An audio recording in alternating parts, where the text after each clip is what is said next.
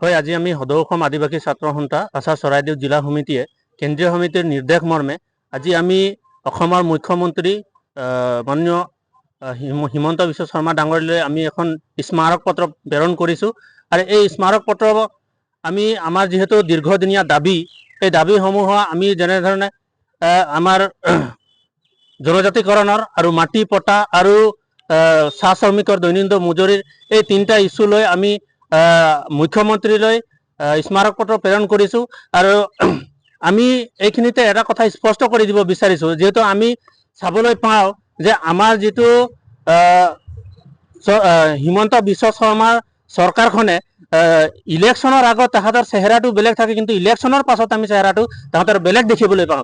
এইখিনিতে আমি আদিবাসী ছাত্ৰ সন্থা চৰাইদেউ জিলা সমিতি স্পষ্টকৈ সকীয়াই দিব বিচাৰিছোঁ, আমাৰ দীৰ্ঘদিনীয়া দাবী, এই দাবীসমূহ অতি শীঘ্ৰে পূৰণ কৰিব লাগিব। অন্যথা আমি আদিবাসী ছাত্ৰ সন্থাই আমাৰ চৰাইদেউ জিলাত আমি আগন্তুক 2026 নিৰ্বাচনত আমি প্ৰৱেশ কৰিবলৈ নিষেধ কৰিম।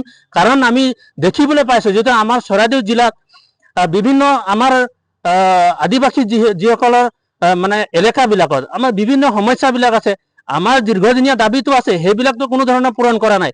আৰু আমি দেখিবলৈ পাইছোঁ যিহেতু আমাৰ আদিবাসী এলেকাবিলাকত কোনো ধৰণৰ মানে চৰকাৰৰ কোনো ধৰণৰ আমি সা সুবিধা দেখি পোৱা নাই, বা আমাৰ ৰাস্তা পদূলি যেনেধৰণে বেয়া হৈ আছে কোনো ধৰণৰ মেৰামতি কৰিব দেখা নাই। আৰু আমাৰ বাগানবিলাকৰ যিহেতু সমস্যা, এই বাগানবিলাকৰ লৈ কিনে আমাৰ যিটো হিমন্ত বিশ্ব শৰ্মাৰ যি চৰকাৰ, এই চৰকাৰৰ নেতা পালি নেতাহেঁতি ইলেকশ্যনৰ আগত গাঁৱে গাঁৱে গৈ বাগানে বাগানে গৈ ভোট বিচাৰে, কিন্তু ইলেকশ্যনৰ পাছত আমাৰ বাগানৰ কি পৰিস্থিতি আছে, কি সমস্যা আছে, এই সমস্যাবিলাকৰ কাৰণে কোনোদিন মানে ঘূৰি নাচায়।